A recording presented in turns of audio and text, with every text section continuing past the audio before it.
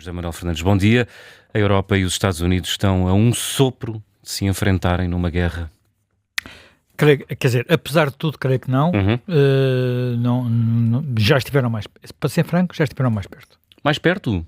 Exatamente. Quando? 1956, Guerra do Suez. Na Guerra do Suez, portanto, a Guerra do Suez, para as pessoas recordarem, em 1956 o general Nasser nacionalizou o canal do Suez e a Inglaterra e o Reino Unido, ou melhor, o Reino Unido e a França juntaram-se a Israel, porque Israel estava com receio de ser atacado pelo Egito, que estava a receber muito armamento da Checoslováquia, outros tempos, não é? E houve uma guerra no Suez com o objetivo de recuperar o canal. E o presidente dos Estados Unidos, que também era um republicano, Eisenhower, antigo comandante-chefe das tropas aliadas na Europa, disse, não, nem pensem nisso, voltem para trás. E houve um momento em que a Marinha Americana ameaçou disparar contra a Marinha Inglesa. Nós estamos tão perto disso. Mas podemos estar aquele momento foi um momento, há quem esteja a fazer comparações, porque aquele momento foi um momento que marcou simbolicamente, e mais do que isso, o fim do Império Britânico. Acabou, caput, já não há mais, já não tem possibilidade de projetar o seu poder e mandar no mundo. De alguma forma também do Império Francês, digamos, a descolonização estava já a meio e aceleraria depois desse processo. Os seus impérios acabariam todos, exceto o russo, que ainda se mantém. E foi um dos momentos de grande crise. Houve outros momentos de grande crise na NATO. Houve um momento mesmo em que aliados dispararam uns contra os outros. Mas aí, digamos, eram aliados mais pequeninos. A crise de Chipre, em que gregos e turcos estiveram não apenas de armas apontadas, estiveram de armas aperradas e a disparar. Sobreviveu a isto tudo porque havia, e esse aspecto é muito importante, porque havia uma clareza muito grande sobre o que era o mundo do tempo da Guerra Fria. E desse ponto de vista, nesse mundo, a necessidade de a Europa estar próxima dos Estados Unidos e os Estados Unidos estarem próximos da Europa, a Europa Ocidental na altura, era absolutamente crucial. O tempo mudou, estamos num período diferente, mas ontem eu estava a ler alguém que recordava uma frase do general de Gaulle, 1969, uma frase que ele terá dito ao seu amigo e grande intelectual francês André Malraux, e ele terá dito que vocês vão ver o desejo dos americanos e eles vão satisfazê-lo mais tarde ou mais cedo, é irem-se embora da Europa. E de alguma forma isso tem acontecido e não aconteceu, não é um processo que tenha começado sequer com a administração Trump. O primeiro grande sinal, o primeiro sinal mais evidente foi quando a América elegeu um presidente com raízes no Hawaii e que começou a olhar muito mais para o Pacífico do que para o Atlântico, e esse presidente chamava-se Barack Obama. A Europa gostava muito de Barack Obama, mas foi nessa altura que este afastamento começou. Agora, daí a chegar, quer dizer, isto que se tem passado, eu ao princípio achei que era fogo de vista. Agora estou um bocadinho mais inquieto. Estás a falar da Groenlândia. Estou a falar da Groenlândia. Ora bem, nós já fizemos aqui um programa sobre a Groenlândia, recordámos a história da Groenlândia, como é que a Groenlândia é dinamarquesa e nem sequer norueguesa, que era o que em princípio até faria sentido que fosse, como é que a importância estratégica, porque é que é olhar para o mundo a partir do Polo Norte e não a partir daquela mapa tradicional da projeção de Mercator. Falámos disso tudo. O paradoxo desta escalada é que os americanos só têm que comunicar aos dinamarqueses se querem ter lá, em vez de uma base militar, 15 bases militares. Só têm que comunicar, não têm autorização para tudo. E essa autorização decorre de um acordo de 1951, julgo que não estar enganado na data, porque durante a Segunda Guerra Mundial a Dinamarca foi ocupada pelos nazis e os Estados Unidos, na prática, ocuparam a Groenlândia para se proteger, para não ser ocupada pelos alemães, e depois o presidente Truman não quis sair de lá e os dinamarqueses queriam que ele saísse e acabou por ficar lá com aquelas bases todas. Ainda hoje eu creio, enfim, agora foram para lá, foi uma missão europeia, de alguns países europeus para a Groenlândia, ainda hoje creio que há mais soldados americanos nessa base do que soldados europeus, incluindo os dinamarqueses, porque aquilo de facto é um território basicamente deserto, não é? Tem muito poucos habitantes e é quase tudo gelo. A importância geoestratégica está mais que comprovada e a questão é saber qual é a predisposição dos países, dos aliados de Dinamarca, no fundo da Dinamarca, dos aliados de Dinamarca, para, naquele território, estabelecerem não apenas as bases militares e a infraestrutura necessária à proteção, naquele caso é sobretudo dos Estados Unidos, porque, digamos, seria importante para uma eventual troca de mísseis no que ali estivesse, mas também a proteção das rotas marítimas que vão estar abertas e que essas... Com o gelo? Com o gelo, a chamada passagem noroeste, na qual a China já mostrou todo o seu interesse em estar presente. Hoje há aquela saber se há muitos barcos chineses e muitos barcos russos a andar por lá. Mas são barcos, não são barcos de guerra, não é? Não, a maior parte deles, não quer dizer que não haja barcos, sobretudo chineses não, mas russos, militares. Portanto, tudo isso está determinado. A questão é porquê esta escalada. Há duas, quer dizer, há uma parte que eu creio que tem muito a ver com a forma de negociar, de falar, de ameaçar de Trump. Pode haver aqui alguns aspectos que nós subvalorizamos e que na psicologia, não apenas Trump, mas de alguns americanos possam contar. Eu não estou a tentar justificar, estou a tentar que as pessoas percebam que há mais pontos de vista. Tem a ver com portanto, tem a ver com porventura um mal-entendido sobre o que é que significou a ida daqueles... Portanto, houve uma deslocação de militares europeus daqueles países que ele ameaçou com as tarifas. Portanto, ele não ameaçou com as tarifas os países todos, não ameaçou Portugal, por exemplo. Sim. Houve uma deslocação de militares europeus para a Groenlândia aqui há uns dias. E isso foi entendido naquela mentalidade trumpiana como uma provocação.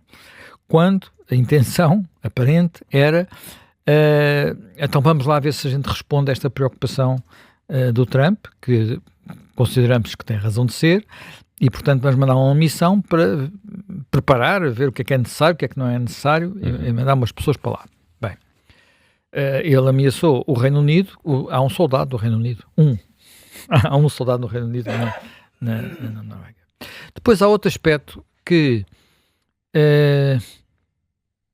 também começou a aparecer, e depois aqui discute-se até que ponto é que isto era algo para que o Trump despertou demasiado tarde, porque ele até numa primeira fase deu o seu agremã, que é a ideia de que não se pode confiar no limite nos europeus. Eles agora estão a tratar da Dinamarca, da Noruega, a Dinamarca está preocupada com isso. Mas já houve aqui uns antecedentes complicados. Primeiro, já houve uma altura em que os chineses estiveram quase a construir os aeroportos da Groenlândia, novos aeroportos. Isso criou tensão.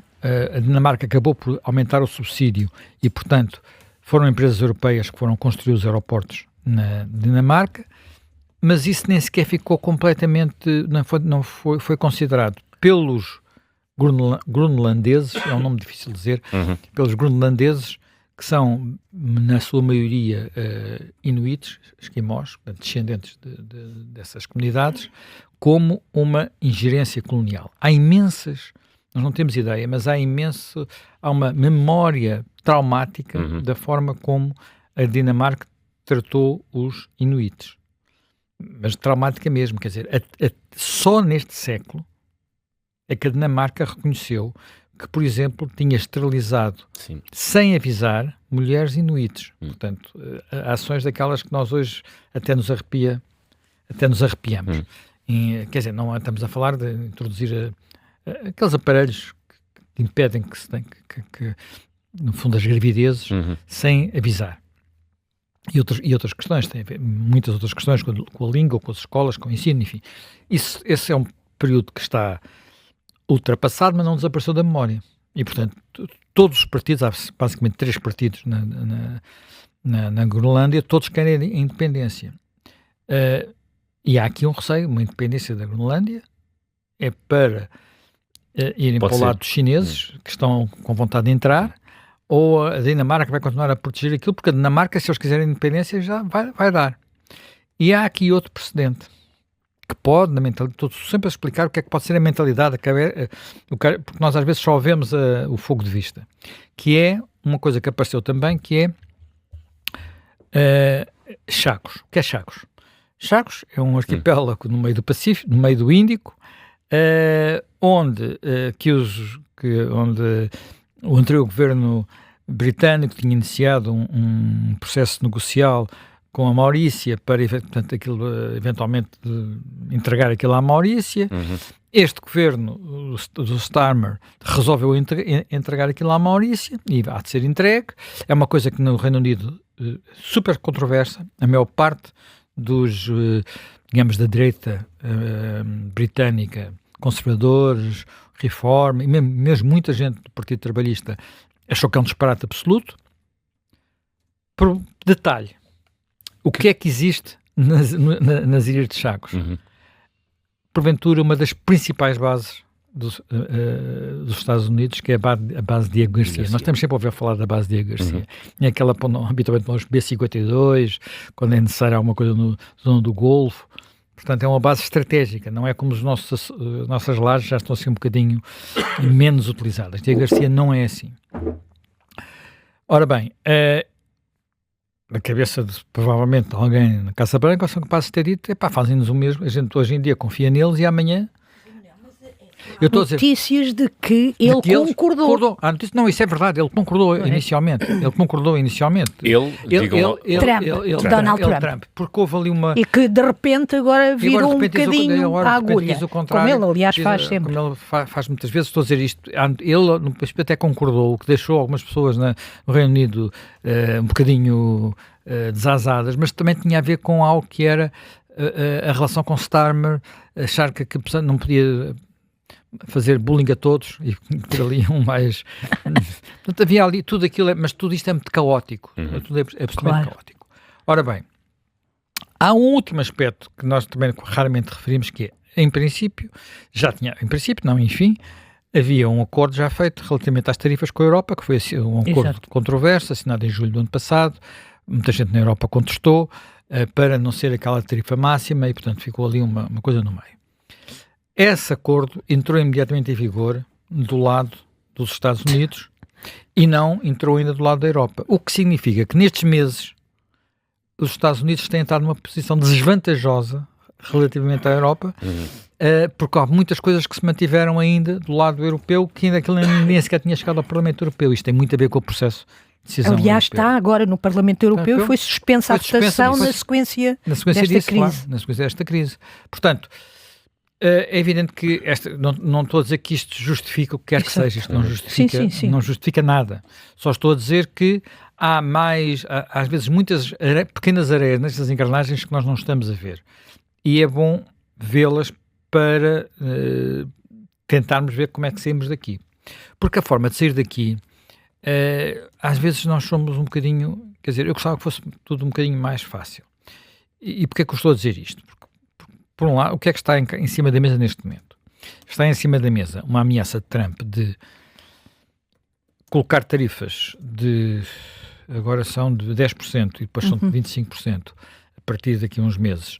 E até já ameaçou com 200% no champanhe. Champanhe, sim. Colocar tarifas em cima E porquê no champanhe? Porque a Europa respondeu com o bourbon, que é o whisky americano. Com o whisky americano. Portanto, como a Europa tem ainda poucos instrumentos, e há uns instrumentos que ainda tem, que não desativou completamente, que afetam designadamente o whisky americano, A resposta é, então vocês não deixam ir para aí o nosso whisky, a gente não deixa vir para cá o vosso champanhe. Quer dizer, é muito básico, é muito criança, é muito pátio da escola, não é? Portanto, isto quase. mas não é assim, não cai do céu. Há reciprocidade. Quer dizer, não quer dizer que haja reciprocidade, porque depois as coisas fazem-se de maneira diferente. Mas há sempre qualquer coisa ali que desencadeia, ou pode haver sempre qualquer coisa ali que desencadeia este tipo de comportamentos. A Europa responde dizendo, por um lado, que não, enfim, aquele acordo ficaria em águas de bacalhau, quer dizer que a Europa para já ficaria numa situação vantajosa, porventura não com as tarifas. As tarifas americanas têm um problema estrutural, que é, como há integração no mercado único, dizer que se faz tarifas só contra a Alemanha, a França, isto não divide. Quer dizer, não é assim tão simples como o Trump diz que é, não se faz assim. Mas, do outro lado, também dizer que se vai ativar a bazuca, vamos ver se é possível, não é? Porque uma coisa é ter... A bazuca que é? Do mecanismo anticoerção... Sim, a bazuca, nós hoje temos a história do dia é com o Eduardo Caetano, que aliás escreveu ontem aqui um longo texto a explicar o que é a bazuca e quais são e que dificuldades é que há em ativar aquilo, porque aquilo, apesar de tudo, não é uma coisa que haja uma decisão, quer dizer, nos Estados Unidos é uma ordem executiva, já está por enquanto, não é? Portanto, ainda há algumas coisas que podem ir para o Supremo Tribunal e, portanto, vir tudo para trás. Mas já está. Na Europa não quer assim, porque primeiro é preciso à Comissão, ao Conselho, ao Parlamento Europeu. O Parlamento Europeu está-se a tornar muitas vezes um problema. Nós não sabemos, neste momento em que estamos a falar, eu não sei se o acordo do Mercosul vai passar no Parlamento Europeu, porque, aliás, nós publicamos esta semana também um texto aqui de um eurodeputado que explica que não deem por adquirido que aquilo está por um fio. Está por um fio. É evidente que agora, talvez, neste ambiente, os hesitantes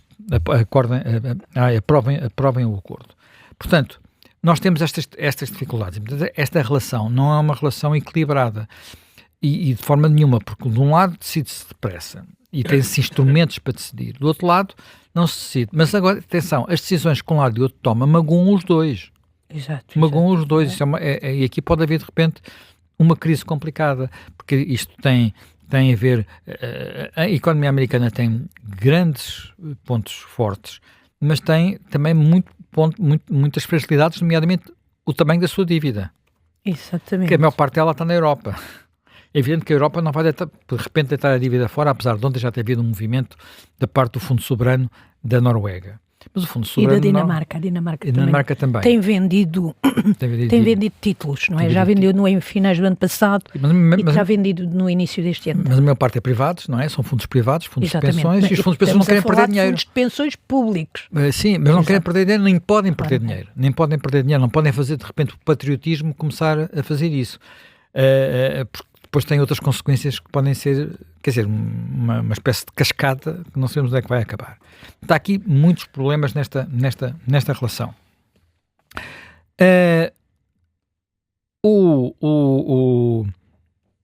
Portanto, como é que nós podemos eventualmente ultrapassar isto? A Europa continua super dependente, quer dizer, a ideia que vai haver um conflito militar é assim, não é um conflito militar, é uma excursão de marines à Groenlândia, portanto, que aquilo seria uma coisa sem qualquer possibilidade de ser de forma diferente. Até porque a Europa... Portanto, vai haver uma demonstração de força. Não creio. Não sei se é necessário. Não sei, mas até porque sem uso da força. Não é, quer dizer, quando digo uma excursão, é evidente que no limite pode haver tiros, não é? Portanto, e isso é um risco. Há um texto que eu acho muito interessante, porque, vindo de quem vem, porque é escrito, foi publicado ontem, só foi erro, ou ontem ou hoje, enfim, estava em online ontem, no Wall Street Journal, escrito pelo diretor emérito das páginas de opinião. As páginas de opinião do Wall Street Journal é a história de ficção. É uma história de ficção. O Wall Street Journal as páginas de opinião são o grande centro opinativo republicano, portanto não estamos a falar portanto é onde muitas vezes se faz um dos grandes sítios, enfim, na grande imprensa, depois há muitas revistas, jornais, onde se faz opinião naquela área, e o Gerard Becker escreve um texto de ficção sobre a Terceira Guerra Mundial, E diz que, bom, a maior parte dos países europeus ficaram-se nas covas, mas uns dinamarqueses disseram que não podia ser e dispararam. E, portanto, aquilo não foi uma excursão. E aquilo depois desencadeou uma coisa que acabou num desastre, não numa guerra nuclear, mas numa terceira guerra mundial, não numa guerra... e depois ele faz vários cenários, mas que mostram para alguém com aquela responsabilidade, naquelas páginas, escrever um texto deste, é porque há real receio de que possa haver descontrole. E às vezes nas coisas há mesmo descontrole. Houve muitas... Às vezes consegue-se parar o descontrole. É interessante, tu não percebes à primeira que aquilo é um texto de ficção. Pois... Começas a dizer, ele no fundo diz olhar para o passado no presente, sim, é assim uma coisa assim. É assim uma coisa. E quando a meia que diz, mas isto não está a acontecer, não é? É que consegues, é um texto muito interessante. É um texto muito interessante. Bem, mas a Europa, por exemplo, no que diz respeito à capacidade até de manter no ar os seus aviões, depende dos Estados Unidos, na maior parte dos países. Isso dependendo dos Estados Unidos. Não há possibilidade de... É uma força integrada. É uma força integrada. E não quer dizer também, já agora, que tudo corresse bem do lado dos Estados Unidos. Primeiro, as sondagens de opinião são... Neste caso, não há margem para dúvidas. Não é... Republicanos apoiam o presidente, democratas apoiam não ir à Groenlândia, não. Há uma esmagadora maioria de pessoas que dizem que não querem saber da Groenlândia para nada, não querem que atrapalhadas, não querem isso. E há outra coisa que também achei interessante. Há militares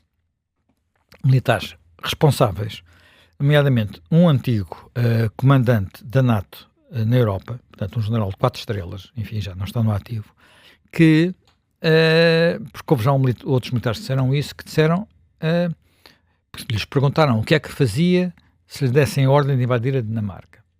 E já houve militares a dizer, eu não cumpri a ordem. E não cumpri a ordem porque há um precedente. Esse precedente é o julgamento do massacre de My Lai no Vietnã. Porque quando foi esse... Quer dizer, quando digo que há um precedente, é uma explicação jurídica. Nesse julgamento, os militares que fizeram o massacre usaram um argumento muito habitual nestas circunstâncias, já ouvimos em muitos outros julgamentos, que é receber ordens. Exato. E o que o tribunal disse é assim, quando as ordens são injustas e são erradas, há uma obrigação de não as cumprir.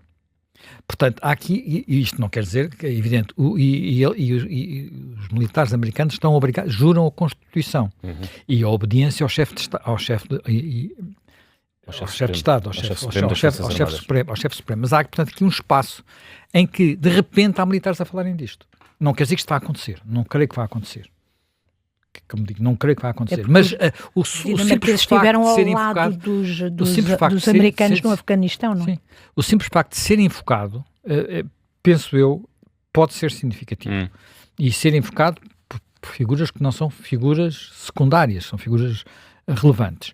Última nota, porque esta nota também julgo que tem interesse, e mais uma vez vou chamar a atenção para um texto que nós publicamos aqui no Observador, um jovem, Manuel Castelo Branco, que é muito interessante sobre o seguinte, que é, esta forma de atuar de Trump está, a dar cabo daquilo que se diz que é a sua estratégia de promover os partidos populistas na Europa. Porque alguns dos principais críticos desta ação são esses partidos.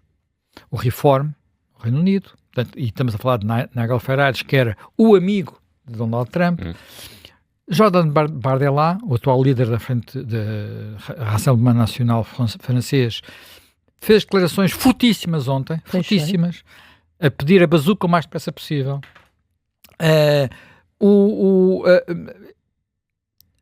Meloni, que é, digamos, o primeiro-ministro mais próximo, fez, quer dizer, tem uma posição que não é muito diferente do Merz, do chanceler alemão. Meloni foi um bocadinho a da tese de houve aqui um equívoco de comunicação. Quer dizer, houve aqui uma coisa, não percebeu que aquilo não era para provocar os Estados Unidos, enfim, não interessa. Mas não disse não disse não vamos fazer a bazuca, não vamos fazer nada, não disse nada dessas coisas. Portanto, não há essa posição. Portanto, e isto é... E e há mais sinais deste género. A AfD, não é? A direita alemã também se pronunciou contra esta posição de Trump. Porquê? Porque são nacionalistas. Portanto, é lógico, são partidos nacionalistas. Uma boa parte. E isto é aquilo que também tem feito com que não haja uma espécie de internacional nacionalista. Porque é uma contradição dos termos. Não pode haver uma internacional... Pode haver uma internacional socialista, uma internacional conservadora, uma internacional comunista. Uma internacional nacionalista é complicado. Porque cada um olha para o seu país. E quando olha para o seu país, estas coisas que são, de alguma forma, uma violação da soberania, tocam um bocadinho a todos nestas áreas políticas. Portanto, aqui também há algo que depois não bate certo ou aparentemente não bate certo com aquilo que estava na famosa estratégia de defesa dos Estados Unidos. Portanto, olha, vamos ver o que é que acontece. Ontem seguir o blog do Político sobre... Eu até já não tenho aqui tempo, mas depois posso seguir o blog do Político sobre Davos. Era quase uma cacofonia. Portanto, e depois nem todos... O registro não era todo igual. Portanto, o registro de designamentos dos líderes europeus não era todo igual. Uns explodiam, outros não explodiam. Portanto, era uma coisa muito... Era uma grande tensão e uma grande confusão. Vamos ver como é que corre hoje. O avião do Trump estava atrasado, não sei se já aterrou, se não... Estava avariado, não vai... Teve uma avaria, teve que voltar para trás, mas já retomou a rota a caminho dos Altos Não sei se já aterrou, se não aterrou. Eu acho que não vai no avião... No Air Force One? Não, porque acho que teve um problema elétrico, não sei. Teve de trocar de avião. É o Qatar que lhe ofereceu o avião. Bem, não tens ideias. Estou a brincar. Bem, mas, portanto, vamos ver se hoje há alguma coisa diferente. Eu até imagino que este atraso, não sei se estava previsto ou não estava previsto, mas inviabilizou completamente qualquer conversa com o von der Leyen, que entretanto já está no Parlamento Europeu, já saiu de lá.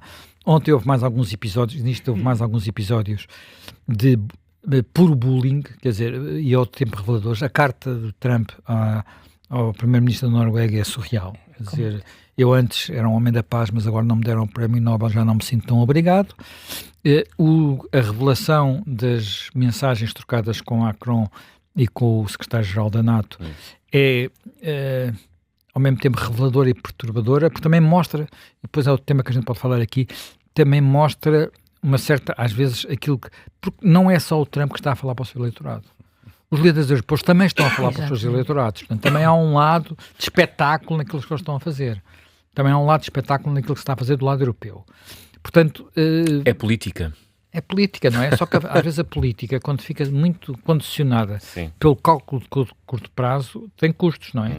Pode ter custos de longo prazo.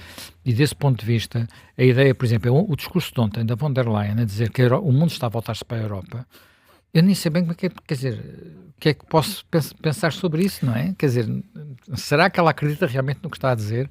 Pois, mas isto comparado com o que diz o Trump, não é? Pois, claro. Quer dizer, uma coisa é fazer viver num mundo ficcional, outra coisa é criar ficções.